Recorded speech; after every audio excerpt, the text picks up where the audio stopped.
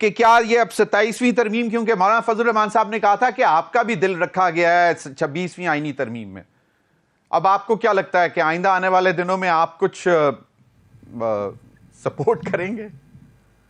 जमीर हैदर साहब, ये सरजमीने बेआइन है, जंगल का कानून है, सारा फॉर्म 47 का जाली निज़ाम है। तो जाहिर है कि जो लोग आवाम के नुमाइंदे नहीं होते वो आवाम को जवाबदेह भी नहीं होते। लेकिन मैं ये समझता हूँ कि चीफ जस्टिस याहिया आफरीदी साहब, उन्होंने आज हलफ लिया है। हमें बेशक 26वीं आईनी तरमीम पे इतराज़ ही ये है कि ये जो जाली हुकूमत है, इन्होंने जालसाजी के जरिए ये आइन पर हमला किया है, आज़ाद अदलिया पर हमला किया है।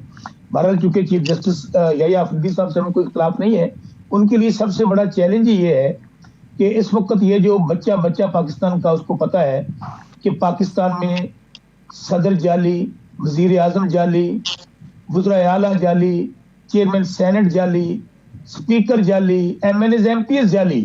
तो मेरा ख्याल में अगर चीफ जस्टिस याहिया आफरीदी अगर इसमें एक बात कर लो अगर इस फॉर्म 47 के जाली निजाम को के खात्मे में इंसाफ देंगे या इंसाफ करेंगे, तो ना सिर्फ उनका नाम पाकिस्तान की तारीख में सुनहरी हरूफ में लिखा जाएगा, बल्कि पाकिस्तान की आवाम जिनका अदलिया पे और अदालतों पे इत्मीनान बिल्कुल खत्म हो चुका है, शायद उसको बहाल उन्हें करने में भी कुछ मदद मिले। क्योंकि जिस तरह चीफ जस्टिस काजी फायज ईसा साहब सही, लेकिन अब देखें, अब एक उम्मीद, बस शौकत बसरा साहब एक उम्मीद तो है ना कि शायद बेहतरी भी आ सकती है नए ऑनरेबल चीफ जस्टिस साहब के आने से। और दूसरा ये कि ये जितनी चीजें आपने अभी गुनवाई हैं कि ये जाली तो वो जाली, तो वो झूठ, ये तो अब हो चुका हुआ है, माने या ना माने। अब आप इसको यहां तो अदालतों में जाके चैलेंज करेंगे, वहां लड़ाई लड़ेंगे, या आइंदा इंतखाबात में 2/3 मेजॉरिटी ला के आप अपने तौर पर खुद इनको तब्दील कर दीजिएगा। लेकिन तब तक फाबेहा ये आपको मानना पड़ेगा। लेकिन अभी मुझे बताएं कि 27वीं तरमीम के हवाले से अगर जो जिस किस्म, सर क्विकली, क्योंकि आप जरा थोड़ा ताखीर से आए हैं, मुझे अभी आगे भी चलना। सर जमीर भाई, मैंने तो बात ही चीफ जस्टिस साहब की है, सुप्रीम कोर्ट की है, और मैंने कहा है कि ये सबसे बड़ा चैलेंज सुप्रीम कोर्ट के चीफ जस्टिस साहब के लिए है। हमारी वहां पर हमने पिटीशंस डाली हुई हैं मिलिट्री कोर्ट्स के खिलाफ, इस फ्रॉड इलेक्शन के खिलाफ, जो इंसानी हकूक का जनाजा निकाला जा रहा है उसके खिलाफ। तो हमारी तो ऑलरेडी, और 9 मई के खिलाफ, 9 मई जो हम क्या उसके हमारी एप्लीकेशन मौजूद है। हम तो चाहते ही हैं कि चीफ जस्टिस साहब उनके ऊपर फुल कोर्ट बनाए और उसमें दूध का दूध पानी का पानी हो जाए, ताकि ये जो जाली निजाम इस वक्त 27वीं तरमीम की बात कर रहे हैं या और फ्रॉड तरमीम के जरिए अपने जाली निजाम को बचाना चाहते हैं, तो वो ना हो। बसरा साहब, राना सनाउल्लाह साहब कहते हैं कि इमरान खान अपने रवैये की वजह से ना सिर्फ अपना बल्कि अपनी मुल्की सियासत का भी नुकसान कर रहे हैं। और फिर उन्होंने कहा कि अली अमीन गंडापुर कभी इमरान की बात मानते हैं तो कभी रुख दूसरी तरफ कर लेते हैं। क्विक कमेंट बसरा साहब। राना सनाउल्लाह को अपने सियासी कद के मुताबिक बात करनी चाहिए।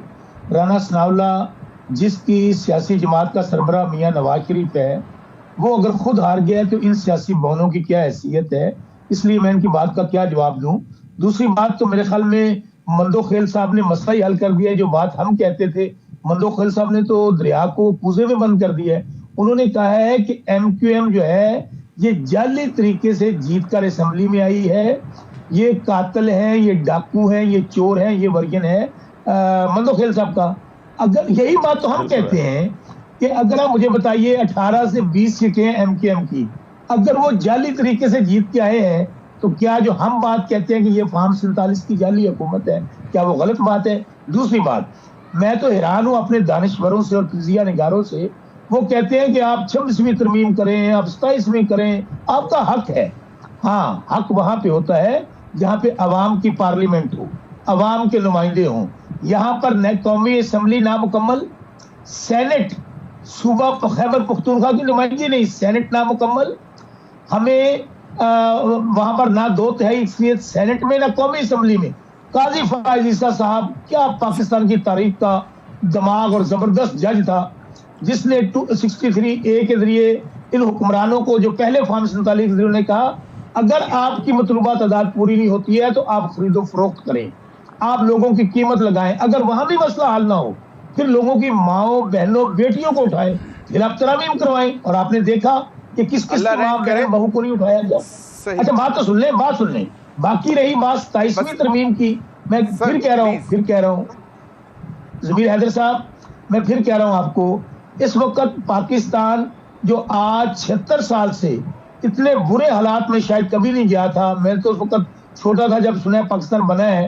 हमारी माओ बहनों बेटियों ने अपनी इज्जतों की कुर्बानियां दी, यहाँ पर हमारे बुजुर्गों ने अपनी खून के सर नजराने जी, दिए। सर जी, आज 76 साल बाद, शौकत बसरा 76 साल साहब, बाद भी।